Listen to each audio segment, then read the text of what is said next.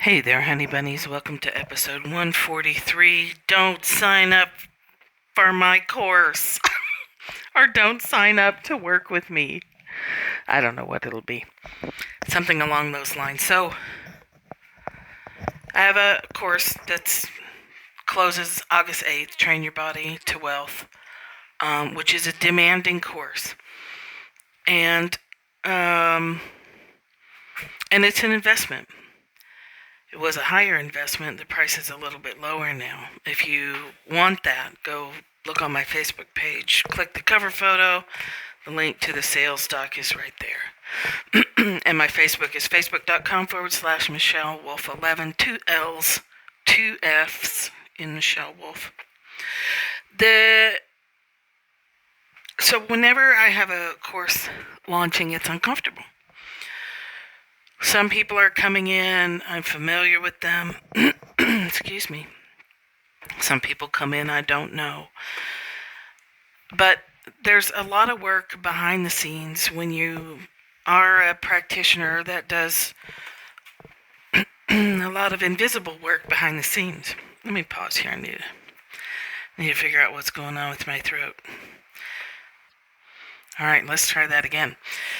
There's a lot of work behind the scenes. So every day when I'm launching a course, I am meditating on it, opening the space, open the space, and then hold the space with the intention that the right people come in at the right time for them, which some people could come in and it's the right time for them and they may not get anything out of the course. And what they don't know is they're getting worked on energetically, or they're putting themselves in an energetic space that plants seeds for the future. So if you've ever signed up for a course and you don't think you got anything out of it, chances are you actually did. You got some seeds planted that you may not be aware of now. Because when we agree to something and we plunk down our hard-earned cash for it, we're crossing the threshold. We're going through a portal into something. And we may not know what that something is. Often it's not what we think. A lot of times I signed up for money courses thinking that it would bring me more money, and it actually made things worse because I spent money that I shouldn't have spent at the time. What it did do, because it made me more broke, right? Because I wasn't ready and I wasn't getting the information that I personally needed to make that switch, to flip the switch. And it's no fault of the course. The instructor didn't have that information either. So my intention was, I should spend this money on taking care of myself. Instead, I'm going to spend it on this course because I think, well, I'll put $1,000 in here and then I'll be set. I'll be all set. I'll make that money back and then some, which is the worst reason to sign up for a money course. You need to be taking care of yourself first. If you don't have a job or a steady source of income and you're going to be late on rent if you sign up for a course, or your mortgage, or you're going to have to shuffle bills around, do not do that.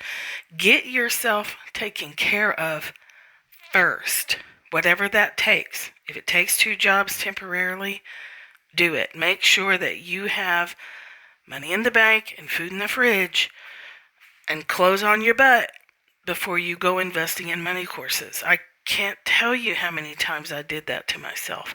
And also, I got seeds planted because I kept going through things saying, why isn't this working? Other people are making progress. How come I'm not making progress? What the hell? I'm here every day. I'm doing all the work. No joke, I'm doing all the work. Because sometimes we think we're doing the work and we're really not. We're sort of like, well, yeah, I'm showing up. But when push comes to shove, I choose the cupcake or the afternoon on the couch instead of facing the discomfort. Right? We think we're ready, but we're not. We think we're doing the work, but we're not. So I even had other people check me like, okay, from out there, can you see me doing the work? And they'd be like, yeah. You're doing everything. You're turning in your homework. You're doing all the stuff. Didn't change. And I was doing all the external work. But there was some internal work that wasn't getting done because I didn't understand it. I had actually gotten a lot of pieces of that, the clues to what was missing, years before seeds planted, right? But I didn't connect all the dots until many thousands of dollars got spent on courses that I wasn't ready for. Okay, that's not the point of this podcast. It's just a little background. Because here's why I give you the background. I don't want you to beat yourself up when we talk about discomfort. Because the number one reason I'm convinced that people sign up for courses and don't do them, sign up for classes and kind of show up but then don't actually do the work, right? When I was teaching a food course, it's like, yeah, people would show up, but when times got tough, the food went in the mouth and the discomfort was avoided. So I really want to talk about discomfort, because every course you sign up for requires discomfort. It's going to be uncomfortable. If it's not uncomfortable, why are you in it? Because you already have it. If it's not uncomfortable, you're really avoiding it, or you didn't need it in the first place. Neither one makes sense, because you don't get what you want. There's not a single thing you're ever going to do that involves change that's going to be easy and comfortable. It's not, and that's terrible sales copy, right? This is the marketer's worst dream, is to have to tell people, you know what, you're going to come into this and there's going to be times that it's really going to suck, and you're going to want to quit, and you're going to want to blame me, you're going to want to blame the way I do things, you're going to want to blame that the materials aren't polished and perfect, you're going to want to blame yourself. Like, there's all these machinations that the mind goes through to be like, okay, I'm uncomfortable, and whose head's gonna roll? Who the fuck out there can I blame? What circumstance, event, or person can I pin this on because I feel like shit? And it's got to be somebody's fault, right? But it's our fault. It's our fault. Because we're choosing the discomfort of the familiar bad feeling place over the temporary, let me stress that, temporary stress and discomfort that all change requires. We're not talking about changing a light bulb. Take one out, put one in, boom, you've got light again. It doesn't work like that. If you're signing up for something to have something you don't have, that means you're going to have to go through walking on the hot coals periodically and temporarily to get what you want.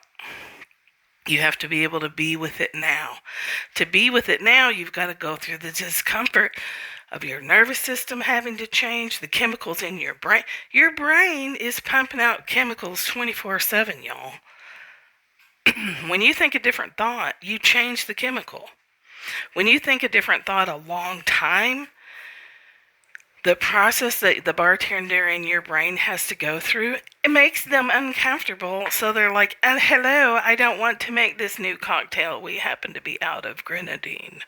If you don't mind, if we could just go back to the gin and tonic. Come on now. Right? Your brain doesn't want to change. Your brain doesn't want to make a decision. Your brain doesn't want anything to be different tomorrow than it is today. And that's perfectly normal. You're not defective. You're not a weirdo. It's not because of your ADHD, which I'm certainly not picking on because I've got a diagnosis too. And I'm pretty sure I'm on the spectrum somewhere. Me and the spectrum, I think we're friends. I know a lot of y'all feel like that too. So, do you hear what I'm saying? I don't want you to sign up for my course until you have really, or anybody's course, until you've really sat down and thought about, all right, when pain happens in my life, how do I respond to it? How am I responding to it?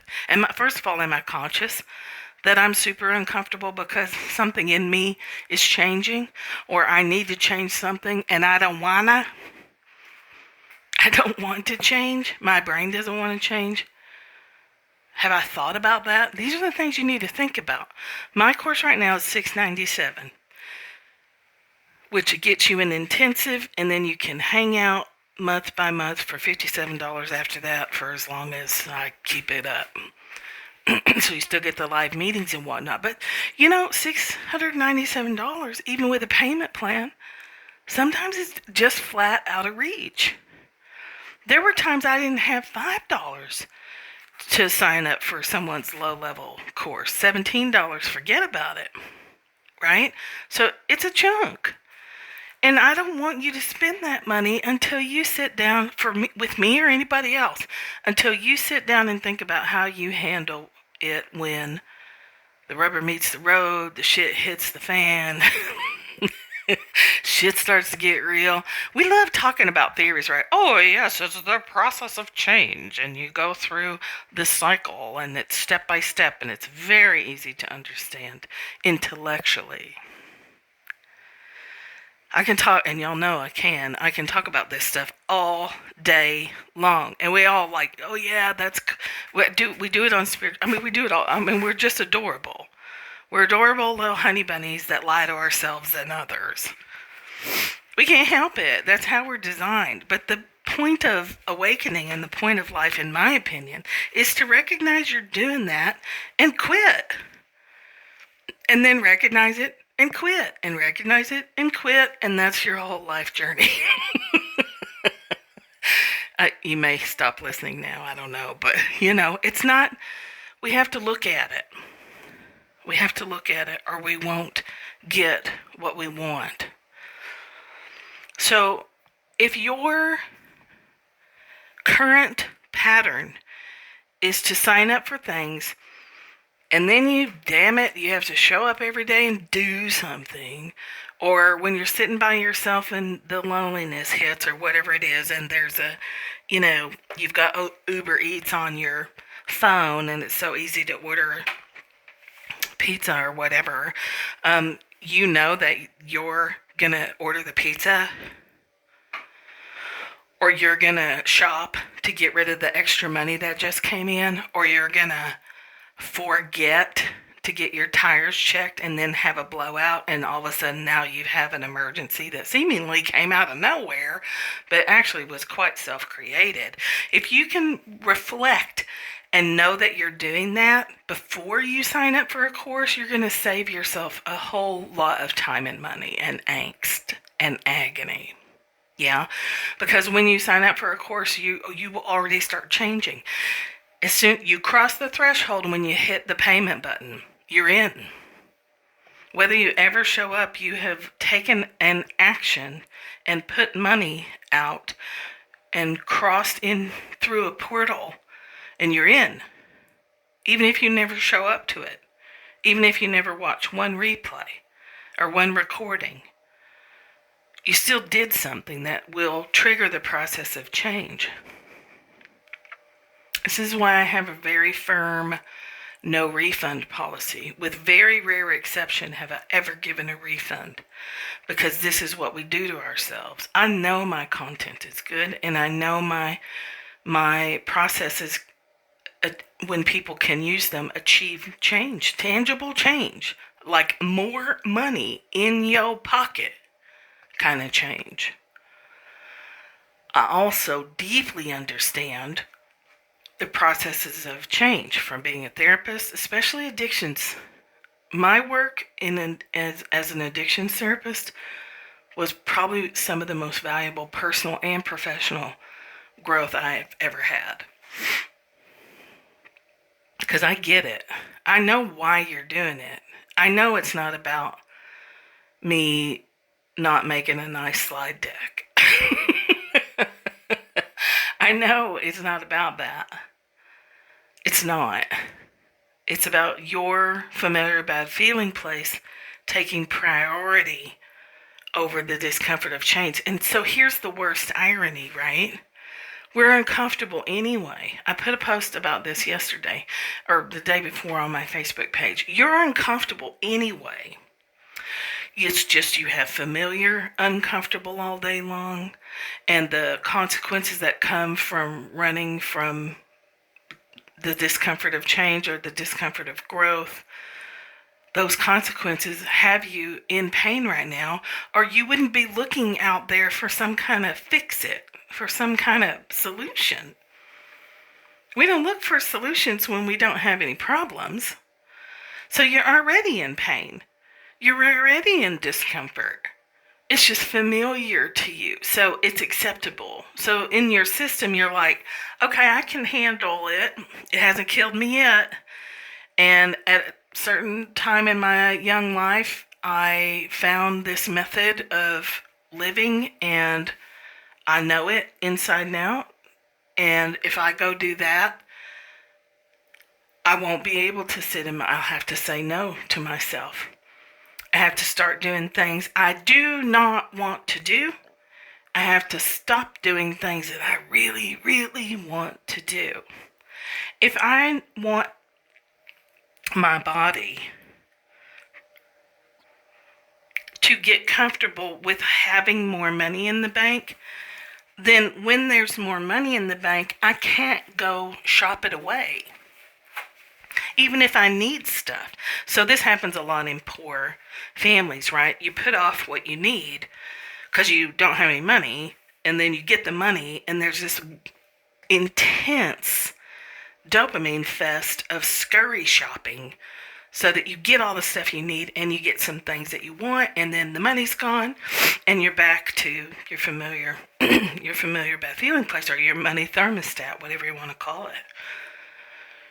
Right? So when more money comes in and you have been raised with that pattern, your impulse, your compulsion is to get scurry shop, like scurry around, shop, shop, shop. Get all the things that you've been able to live without all this time, just to get the money out of your bank. All of a sudden it becomes imperative that you get a microwave when you haven't had one. This is me personal. I'll notice all of a sudden I haven't had a microwave for 2 years, 3 years. I don't really like them, except for just like reheating coffee or tea, but I don't even really like that. So I just didn't bother buying one. And then I noticed for a while that I would get some extra money and my income has steadily gone up. All of a sudden I decided I just had to have a microwave at like 11 o'clock at night. And so here's what I do to handle that kind of stuff. I put it in the cart. I think a lot of people do this. You put it in your Amazon cart, but you don't buy it. And honestly, I don't use Amazon much anymore. Target.com has everything, and you don't have to deal with Amazon. Anyway, you put it in the cart, but you don't buy it. And the next day, I'd be like, yeah, I might use a microwave once a week. I don't really need a microwave. I was just trying to spend money. I was just trying to get it out of the bank account so I could be comfortable again. So then I had to face the discomfort of, if I want a microwave, buy a microwave consciously. Don't buy it with this energy of got to get rid of the money energy, right? Until that changes and it's not 100% changed, I won't buy the microwave. I will use the periodic desire late at night, always late at night, right? In the middle of the night. I will use that as a cue that my system is trying to act out an old behavior. I'll use it as an opportunity to sit with that discomfort of a part of me that's very, very concerned that we haven't ordered this microwave yet. And I'll just let it be there, and I will offer it compassion. Will really bring out compassionate curiosity in those moments, but it's highly uncomfortable.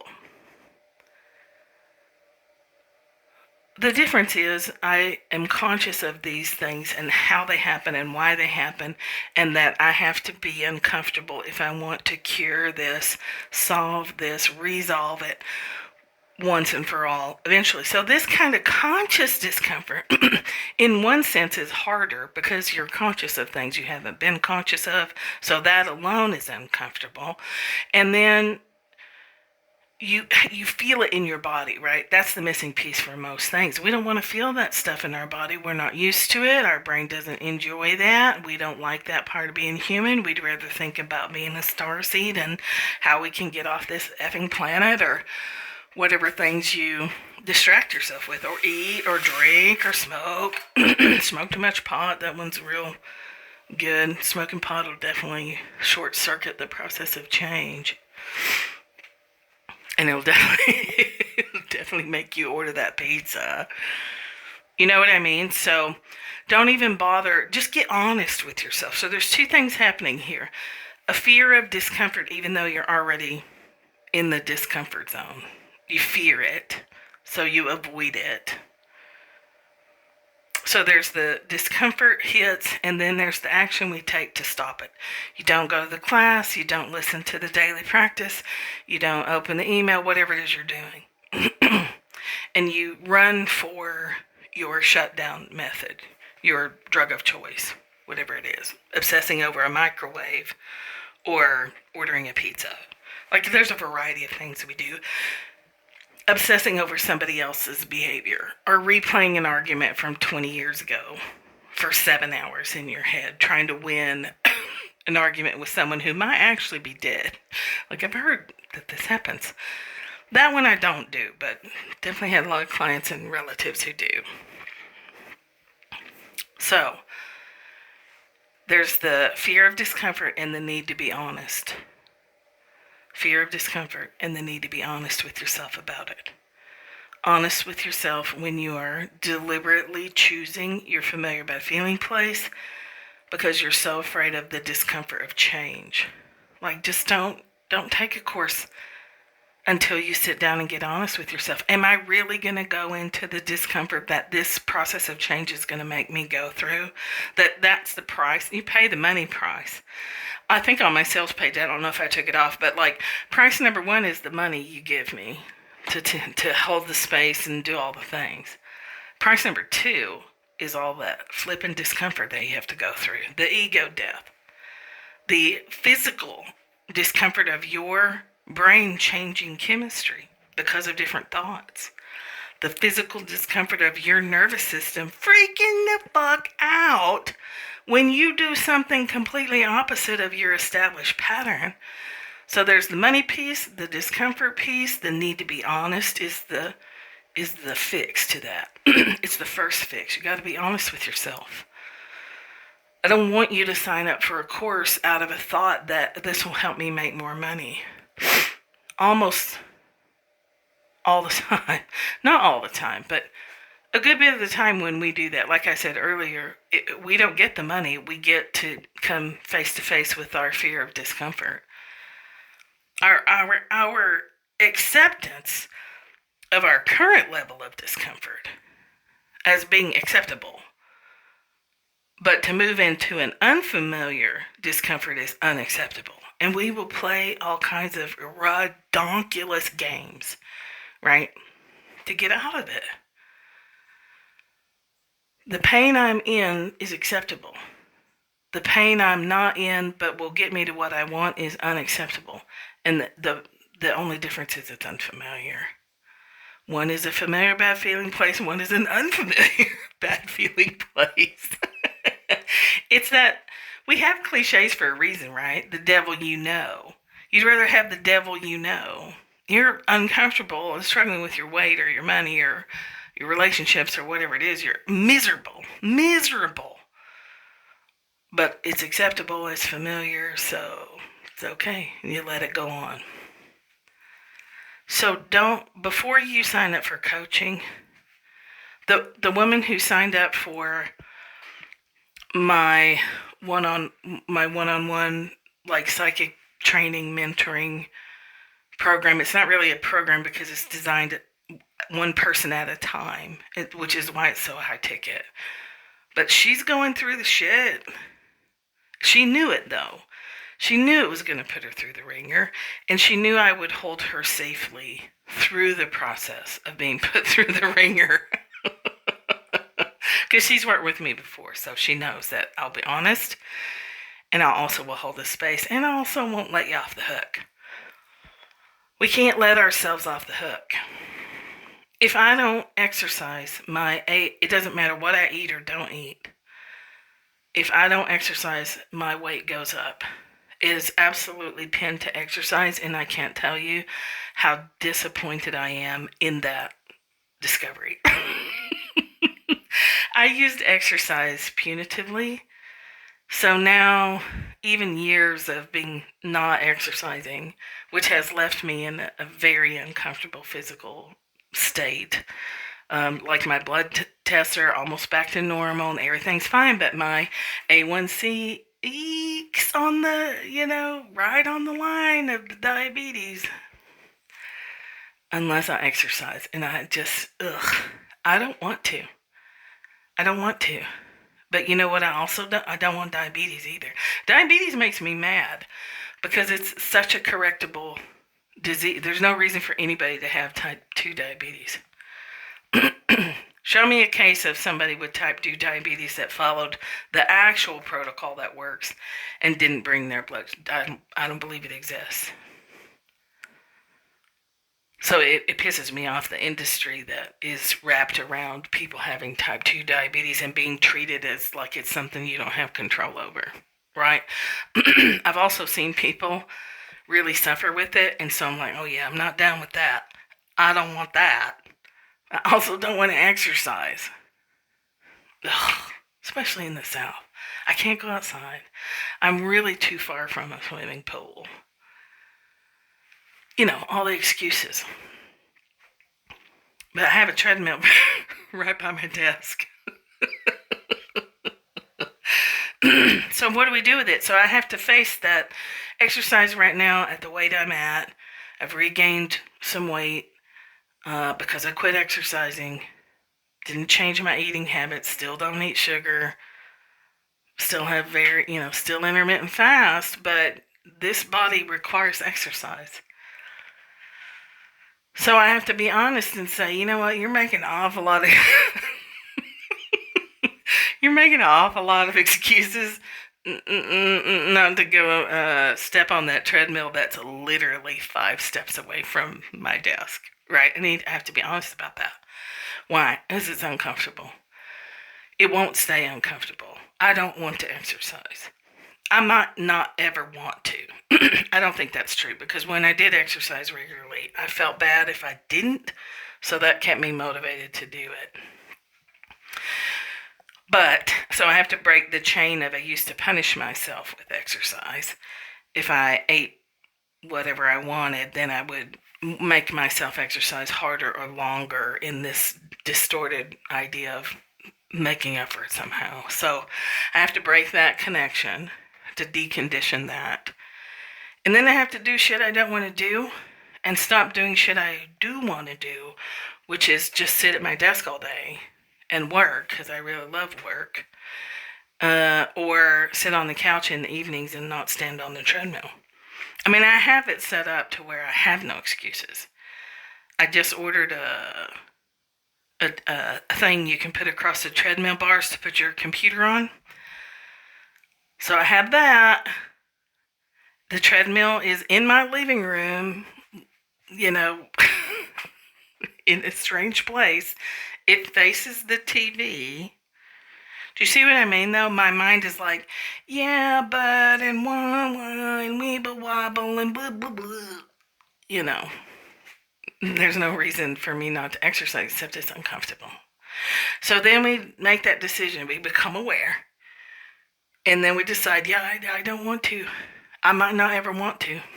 But if I want to feel better and not get the diabetes, then I'm going to have to exercise. I've tried everything else. Believe me, I have tried to find a way to keep my A1C number under the pre-diabetes range without having to exercise. I've spent like 18 months playing with this. Okay, well, what about this? What about this? Nope. It's exercise, buddy. You're going to have to get on the treadmill. You're going to have to lift some weights. Right? So I have to be honest. I have to listen and pay attention. It's another thing we don't like doing. We'd rather just zone out. I have to pay attention to when my mind is like, me. Oh, I'm going to distract myself with this and distract myself with that, all so that I don't have to face the discomfort of getting on the treadmill, even though I'm making myself, look, round and round we go. So it's the same with money. You're doing it to yourself. And that's not, now I'm a horrible person and I should beat myself up and this gives me an excuse to go buy a pizza or a microwave. I had 2 turntables and a microwave. You know, it's not to beat yourself up. It's to go, oh my gosh, I have... Brooke Castillo's like, well, you have a human brain, doy. When you have a human brain, it does these really predictable shenanigans. And so that's fine. Acknowledge it. And then go do what you got to do to not get the diabetes. You see what I mean? It's not ever about out there in the world. Yes, I could make some nice slides and workbooks, but it's just never been my style. And generally the people I attract, some of them want a workbook, but I'm like, take the material and make yourself a workbook. You know where Canva.com is. You want a workbook? Go make one. I don't like doing it. It's hard. And I'd rather have less customers if making workbooks is part of the deal. No, thank you. You know what I mean? It's not the stuff that we blame it on. It's us. At the bottom line, we just don't want to be uncomfortable. We are uncomfortable, but we don't want to be that kind of uncomfortable. So let me tell you one more quick story. Oh my gosh, I've been talking for 30 minutes. I have work to do too. I'll tell you one more story. What got me thinking about this as I was having, giving myself a come to Jesus talk, like, hey, Laura Michelle, you aren't exercising and your weight keeps going up and nothing about your food has changed. So hello, we are back to the exercise conundrum. So I was examining all that, bringing all my compassionate curiosity to my mind's shenanigans. All right. So I was thinking about, okay, well, when are sometimes, and I've been through some hell, y'all. And then, trauma stuff that I don't publicly talk about. I might reference it a little bit, but there's only 2 therapists on the planet that know the whole story. And that's the end of that. Because it's a burden that people aren't equipped to carry. So, but I've put myself through a lot of discomfort because I wanted something bad enough to do it. Okay? So the best example of this I can think of is when I started backpacking in my 30s. Because I had a friend who was a big hiker and backpacker. I lived in Colorado. I mean, that's what you do there. But I was overweight. His weight has been a lifetime, well, not a lifetime struggle. Since the first time I got pregnant is when it became a real struggle. So I weighed 260 pounds at the time. And I decided I was just going to go hiking. And fortunately, I had a friend who was like, yeah, it's going to suck, but it'll get better. The more we go, it'll get better. We went every weekend. And it was hard. Like, she'd be way ahead of me. My lungs would be hurting. I would be panting. Heaving it up. A mountainside. And not a little baby mountainside like we have in Georgia. Not like Appalachian mountains, which are really more like hills in comparison. And not like Sweden mountains, which I've never seen, but those are like the big, big ones. And the Brazilian ones. But you know what I mean? Like, they're mountains. 14ers and up. And me, like, slogging my way up eventually to the top. And oh my God, I would cry. I would chant to myself. I had a couple of Buddhist chants, different ones that I would just repeat over and over because I was determined I was going to see the view from the top. And a lot of times I got there way after my friend did, but I got there. And I was like, why would I go through that sort of physical pain? Well, I wanted to see what it looked like at the top of the mountain. And the only way to see what it looks like is to hump your ass up the hill, up the mountainside, to see it with your own two eyeballs. That required me to go through excruciating pain. And I'm not exaggerating. I know I exaggerate a lot, but it was excruciating. And not only was it excruciating in the moment, 2 days after, I would be stiff and sore. And every muscle in my body would hurt. My feet, oh my God, my feet would hurt. So, but I really wanted that view from the mountaintop. So I just kept doing that. I did harder and harder climbs. Then I started backpacking. Like, you're already heavy, let's throw 50 pounds of gear. Let's throw 50 pounds of gear. Not 50 pounds, maybe a hell, I don't know. I never weighed it, but it was a lot. A tent and food and hike up, man. Spend most of the day hiking to the camp for 2 nights. Hike in between, the day after you get there, take a bunch of Advil and and then pack all your gear up and hike back out. And then I started doing that. So that got okay. Figured out the best way to backpack. Had lots of resources because Colorado, it's a culture thing. Well, then I just took it up a notch and started going by myself into the woods, literally, by myself. Then I started with a yurt, so I had a little house out in the wilderness by myself. And then I went backpacking by myself, just me and my tent. Terrified. People are like, aren't you scared? I'm like, yeah, fuck, I'm scared. Are you kidding me? There might be some whack job living in the national forest. A bear might decide that my packed food is not a nice snack, and then maybe I'm a nice snack. Yeah, I'm scared. But I wanted the experience so much that I was willing to go through the sometimes terror. Like, had to make myself not run out of my tent back to, the 6 miles back to the truck in the middle of the night, which you wouldn't do, right? Because it's the middle of the night. But I wanted it.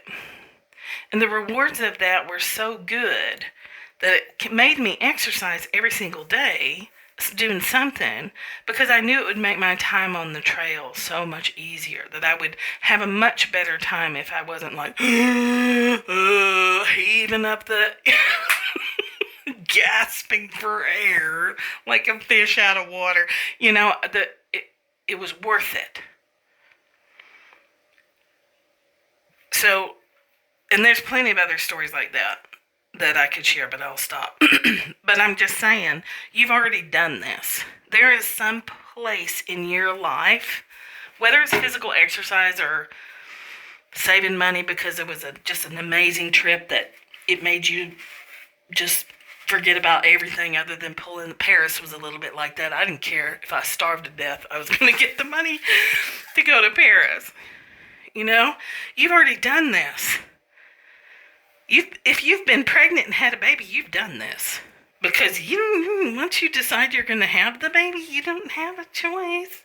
You're uncomfortable for months, and then giving birth, forget it. Are you kidding me? Like the most uncomfortable you can get, and you don't even care. Because you got a baby coming on the other end of it. But it's horrible, the process of it. This is when people will start talking about, well, you've got to have your big why. That doesn't always work, though. Oh, my gosh. I got to wrap this up. Let me just say that having a big why isn't always enough. A big why worked for me when I lived in Colorado. It's not working for me now because to go hiking here is not at all the same. It's not very appealing. It's super hot here. There's lots of bugs. There's no place to hike up to get an amazing view. There's nice views. I'm not saying it's awful and there's nothing, but it ain't Colorado, y'all. So the why thing isn't working. So my why thing might be avoiding diabetes. That doesn't really work either. What really works is recognizing I don't want to feel uncomfortable and not trying to make myself want to do it. I get on the treadmill and I don't like it. And I don't waste a lot of time waiting until I do like it to get up there and start walking. Honesty. You don't want to do it. Yes, you want more money. You don't want to do what it takes to get it. Let that be okay. Let it be fully in your consciousness. I don't want to do what it takes. I'd rather sit around, bitch, and feel sorry for myself and blame everybody and everything else for my current predicament.